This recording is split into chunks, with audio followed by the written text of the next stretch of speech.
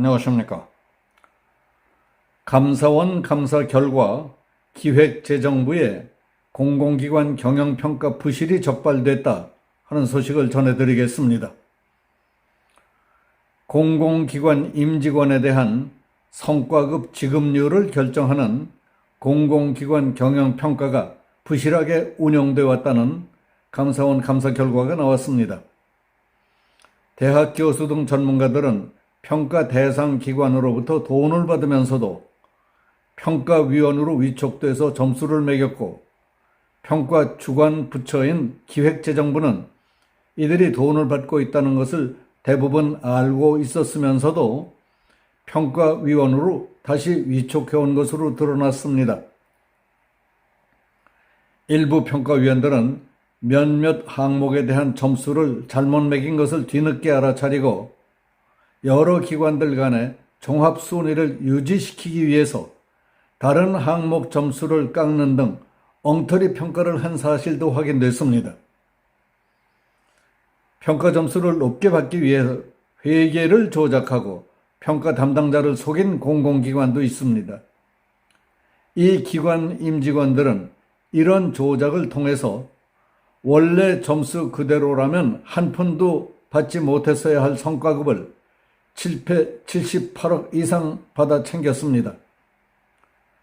이렇게 공공기관 임직원들이 부당하게 타낸 성과급의 원천은 국민들이 낸 세금과 공공요금입니다. 감사원이 23일 공개한 공공기관 경영평가제도 운영 실태 감사보고서에 따르면 기재부는 2008년부터 매년 공기업과 준정부기관 등 공공기관 100여 곳을 대상으로 경영평가를 해오고 있습니다. 대학 교수나 변호사, 공인회계사 등 민간 전문가들을 위촉해서 경영평가단을 구성하고 이들이 각 기관에 대해 미리 정해놓은 평가지표에 따라 점수를 매기게 합니다. 점수를 종합해 가장 높은 S에서 가장 낮은 단계인 E까지 6단계로 등급을 부여합니다. 그리고 등급이 높을수록 임직원들이 성과급을 많이 받을 수 있습니다. 반면에 D나 E 등급을 받으면 성과급을 전혀 받지 못하게 되고 기관 차원에서 경영개선 컨설팅을 받아야 하고 임원은 경고를 받거나 해임됩니다. 그런데 감사원 확인 결과 경영평가단 구성 단계에서부터 문제가 있었습니다. 정부는 평가의 공공성을 위해 평가 대상으로부터 연구 용역을 수주하거나 강의를 의뢰받은 사람은 평가위원으로 위촉하지 못하게 하고 있습니다. 평가위원 임기 동안 이런 활동을 하다가 적발되면 해촉되고 그 이후 5년 동안은 평가위원으로 다시 위촉될 수 없습니다. 그러나 2018년부터 2020년 사이에 평가위원으로 위촉된 323명 가운데 그 절반에 가까운 156명이 평가 대상 기관으로부터 돈을 받은 것으로 드러났습니다.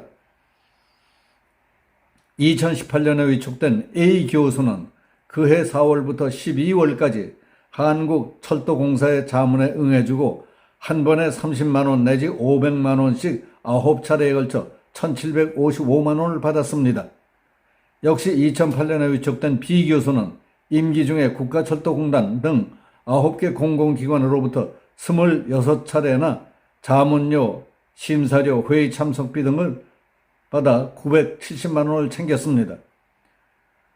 기재부는 이런 사람들을 평가위원으로 위촉하기 전에 검증을 통해 걸렀어야 했습니다.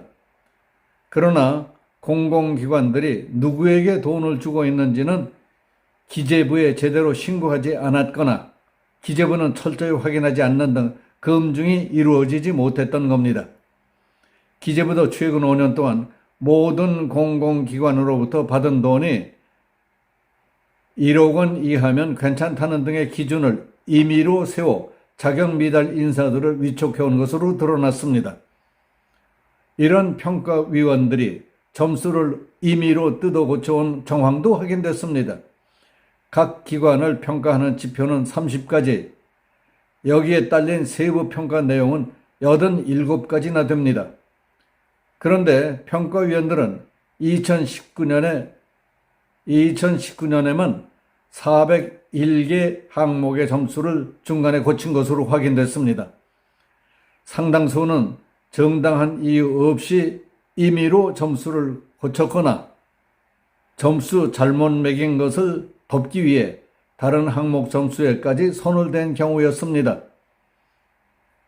2019년 경영평가에서는 사회적 가치 구현 항목에서 평가위원들이 한국원자력환경공단과 국가철도공단, 한국농업기술진흥원, 아시아문화원 등 4개 기관의 등급을 잘못 부여했습니다.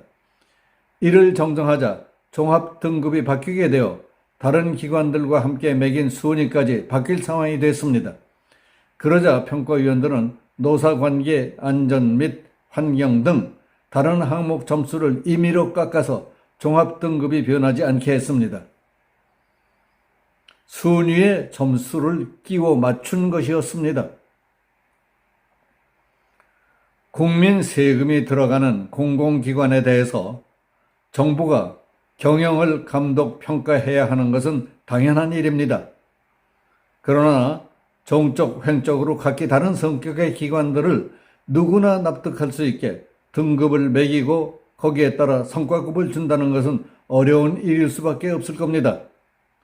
각 기관마다 중요시하는 포인트가 다르니까 평가 기준이 각기 달라질 수밖에 없겠고, 평가위원들의 관점과 견해가 다른 사람들이 모여서 결론을 내리려다 보니 원하지 않게 적당히 넘겨버릴 경우가 많아질 것은 뻔한 일이라고 봅니다.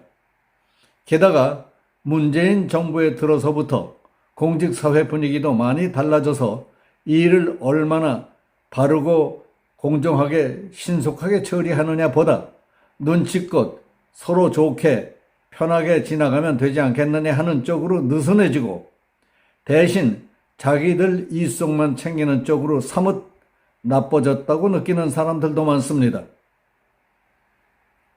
감사 결과 드러난 문제점 가운데 2018년부터 2020년 사이에 평가위원으로 위촉된 323명 가운데 절반에 가까운 156명이 평가 대상 기관으로부터 돈을 받은 것으로 드러났다고 하지 않습니까?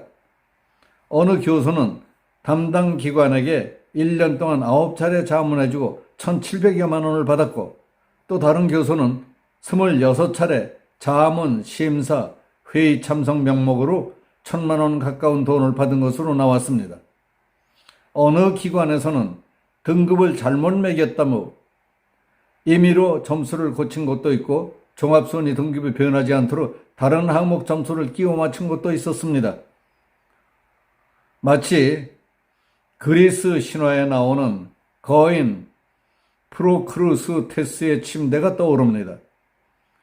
아테네 언덕에 살면서 강도질을 하던 그는 붙잡아온 사람을 침대에 눕혀보고 키가 침대보다 크면 다리를 자르고 침대보다 작으면 다리를 잡아 늘렸다는 이야기.